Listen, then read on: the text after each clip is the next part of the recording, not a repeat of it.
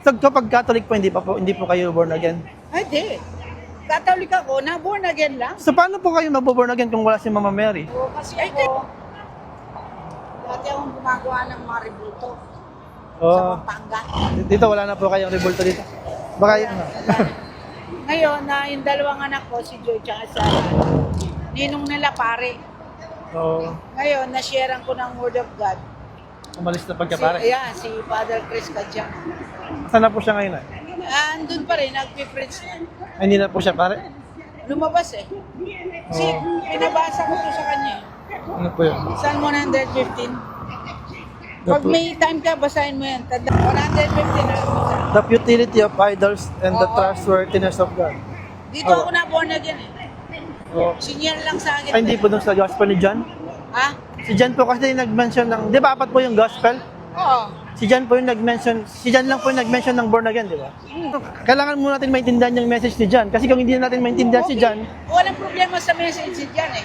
ano, so bakit po yung sinabi na you need to be born again? Unless a man be born again, he cannot enter to the kingdom. Opo. Pero meron po siyang ginamit na dalawang symbols, di ba? Si Mary wala rin Sabi niya, you need to be born of water and spirit. spirit. So bakit hindi na lang tubig lang tulad ni John? Bakit kailangan pa ng spirit? Kasi O bakit hindi po spirit? Bakit kailangan pa ng water? Ang espiritu ay ang Panginoon eh. Di ba? Okay, pati yung water po, Panginoon din po. Kasi nung tinusok po yung side ni Jesus, lumabas yung water and blood, di ba? Blood. Eh Kasi yung, lagi magkasama, hindi na pwede puro. opo. Ngayon, bakit ano po yung connection ng water kay Jesus at kay Mary? Bakit nang sabi ni John, you need to be born of water and spirit? Yun po yata yung kulang ma-born again, di ba? Oo, kailangan ng tao maborn again. Pero kailangan maintindihan ko bakit sinabi ni John yan, hindi, ano yung gustong ipahayag ni John na message, na gospel, kung paano ma-born again. Kasi maraming nakiklaim, born again. Kahit Catholic, kunyari, di ba po, kunyari ako Catholic ako, sabihin ko, born again ako, hindi kayo.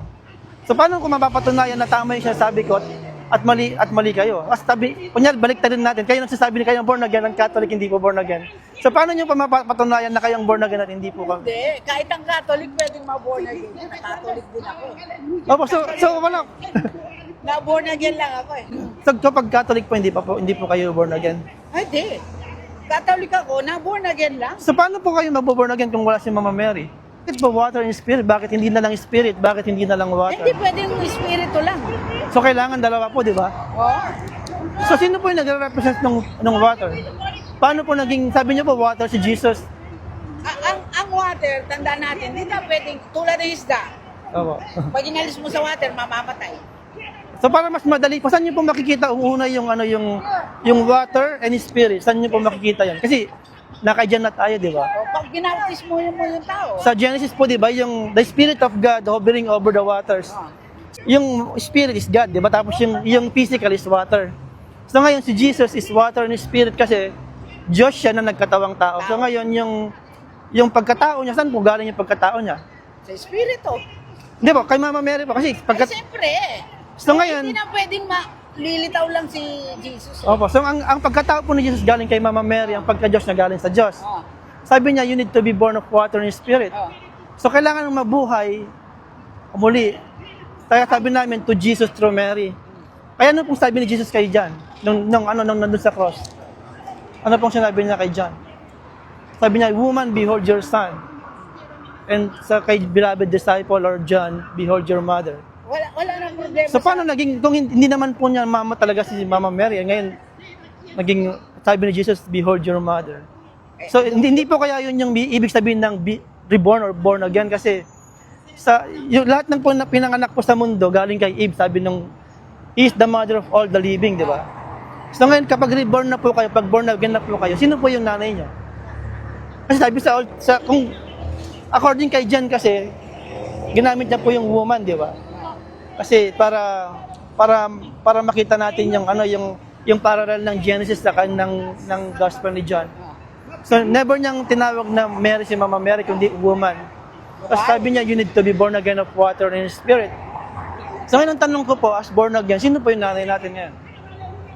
Kasi sabi po sa Old Testament, Eve is the mother of all the living, kaya tawag sa kanya Eve or woman. So ngayon, as being born again, kailangan po ba natin ng bagong nanay? Or hindi na? Ay, di na. Pero bakit po si Jesus at saka si John, kailangan nila ng nanay? Nung namamatay po si Jesus, sabi, behold your mother. Kailangan ba ng bagong nanay? Kasi sabi niya, kasi po, according kay John, kasi you need to be born of water and spirit. O, paano Flesh and magiging spirit. bagong nanay yun? Yung creation from the garden through the New Testament, to the New Testament. Ngayon, anong ginano? So, ang tanong ko po, kung kailangan po ba natin ng kasi sabi ni John, you need to be born of water and spirit. And sabi niyo po, kahit yung mga kaibigan niyo, sabi nila, we need to be born again. So, ang tanong ko lang, kailangan po natin ng mother sa New Covenant. Ba't kailangan ng mother? Kasi covenant po ibig sabihin is family making. So, kahit po dun sa Old Testament, makikita niyo po, tuwing mag-establish po ng covenant si God, lagi pong may babaeng figure. O ano yung tanong mo? So ngayon, para sa akin po, yung babaeng figure dun sa New Testament is na Mama Mary. Kasi hindi pwedeng magkaroon ng covenant kung walang yung babaeng figure. Natural. Kasi yun ang ano niya eh. Opo. Doon siya nang galing eh.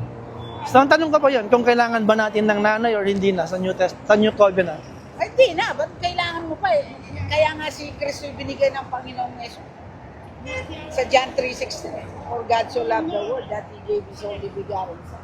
So yun po yung tanong ko. Kasi sabi, para sa akin po, para matawag tayong born again, kasi kung wala po tayong bagong nanay, kung hindi po ni-reverse ni Jesus yung curse ni Eve, so ang lalabas po, ang nanay natin hanggang ngayon is si Eve pa rin. Anong magiging nanay? Sa ano po, sa Genesis 3:20 po. Sabi doon? Sabi niya, Adam called his wife name Eve because she was the mother of all the living. Of all the living. Opo, siya po yung nanay ng lahat. So yun po yung tanong ko, kung kailangan, sa pag being born again, kailangan ba ng nanay or hindi na? Hindi na, ba't pa kailangan? Kailangan magbago ka lang naman. Pananaw. So nung sinabi po ni Jesus na kay John, behold your mother. Sino sinasabi niya behold your mother doon? Si Mama Mary po, di ba? Hindi naman niya mananay yun.